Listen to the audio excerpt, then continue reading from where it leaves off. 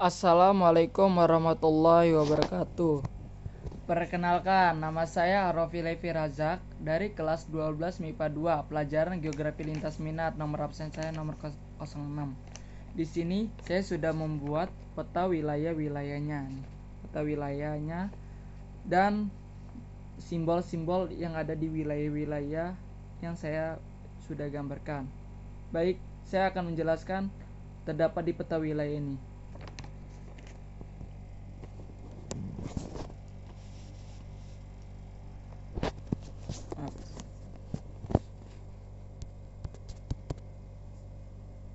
Jadi, di sini saya sudah membuat peta wilayah yang bernama peta wilayah Roro Kidul. Di peta wilayah ini, saya kaitkan dengan teori yang namanya teori kutub pertumbuhan. Nah, di peta wilayah Roro Kidul ini terdapat ada 5 daerah-daerahnya, yaitu daerah Bonang, daerah Giri, daerah Ampel, daerah Jati, dan daerah Kalijaga. Nah, sebelum itu, saya akan menjelaskan teori kutub pertumbuhan. Apa sih teori kutub pertumbuhan itu? Nah, teori kutub pertumbuhan adalah teori di mana menyatakan bahwa suatu wilayah memiliki suatu intensitas pertumbuhan yang berbeda-beda dan tingkat kecepatan pertumbuhan juga pun berbeda-beda setiap wilayahnya. Nah, di sini saya sudah membuat gambaran suatu sketsa bahwa di Kalijaga ini adalah wilayah yang dimana dikatakan sebagai pusat pertumbuhan karena pertumbuhan di daerah Kalijaga ini sangatlah pesat. Nah, di setiap wilayah ini saya sudah berikan simbol-simbolnya. Nah, ada simbol bulat, ada simbol segitiga tebal, ada X, ada segitiga yang tidak tebal, ada juga segitiga gini. Nah, yang pertama saya akan menjelaskan simbol bulat yang tebal ini. Nah, tanda apa sih yang bulat, tanda bulat yang lingkaran ini yang tebal ini? Nah, menandakan daerah Kalijaga merupakan daerah kota pusat di peta wilayah Roro Kidul. Nah, jadi dari semua wilayah-wilayah ini yang terdapat yang ada satu bulat yang besar ini, itu terdapat adalah kota pusat di peta wilayah Roro Kidulnya.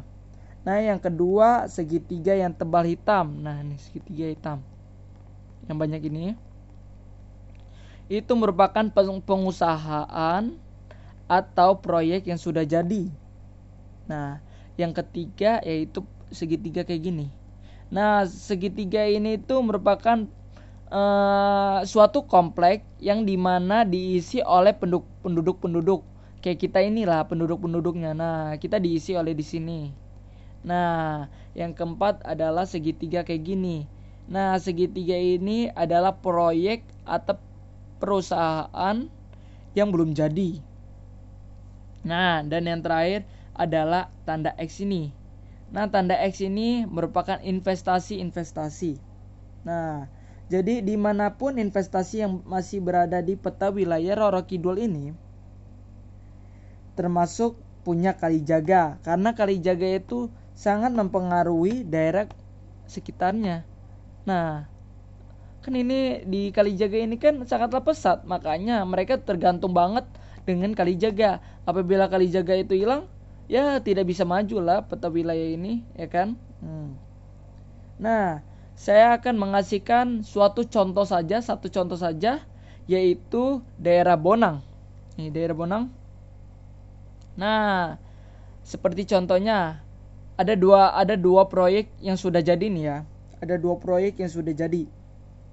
Nah, kalau semisalnya jika daerah Bonang tidak mengambil proyek yang terdapat di Kalijaga ini, nah tidak bakalan menjadi proyek yang sudah jadi inilah. Nah, kalau dia jadi mengambil kalau misalnya dia jadi mengambil, nah dia bakalan menjadi dapat ini. Kalau jadi dia tidak mengambil, nah dia bakalan menjadi kayak Jati ini nih.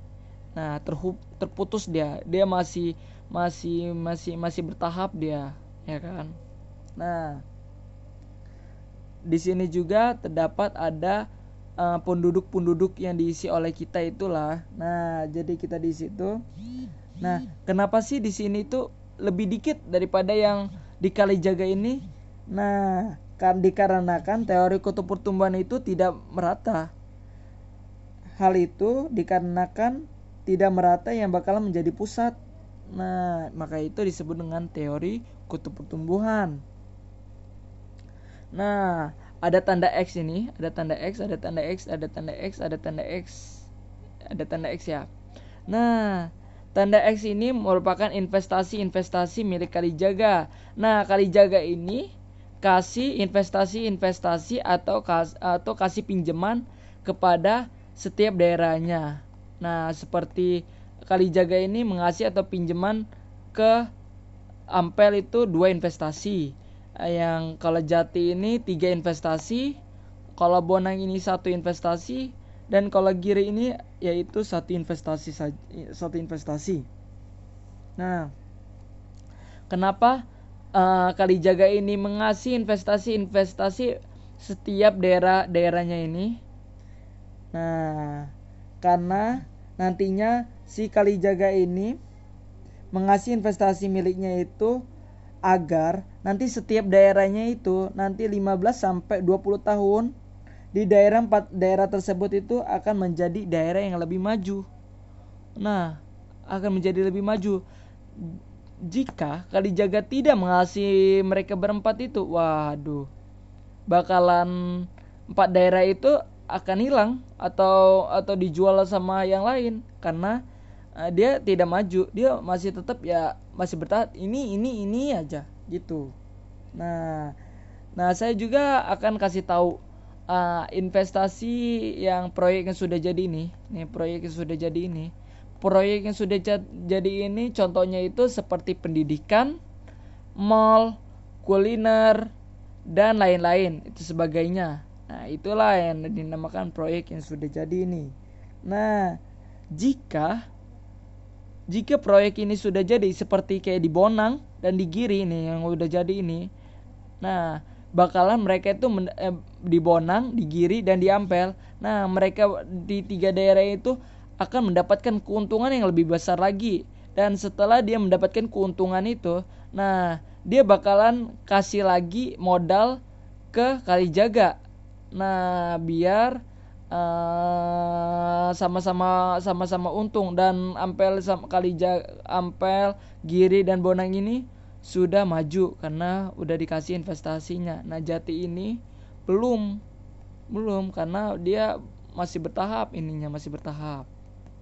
Nah, dari kesimpulan yang saya ambil dari seluruh yang saya jelaskan ini, bahwasannya maknanya daerah Kalijaga ini sangat mempengaruhi daerah lainnya.